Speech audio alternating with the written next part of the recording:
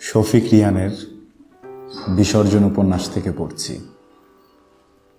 তৃষ্ণাকে পাঠানো ভাষা চিরকুট।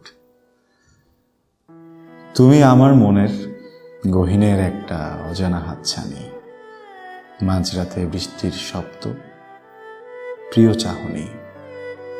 তুমি শিশির ভেজা ফুলের এক রাশ, মনের সিন্ধুকে লুকিয়ে রাখা স্মৃতির ছোবল।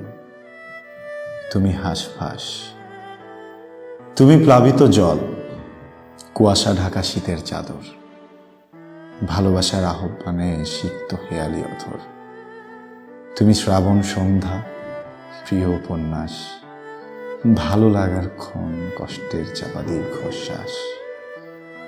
তুমি অস্তমিত সূর্য, স্রোতস্বিনী ঝর্ণা, শত সহস্র আক্ষেপের মাঝে একটা বিশাল প্রাপ্তি, তুমি শুকিয়ে যাওয়া কান্না। ভালোবাসা।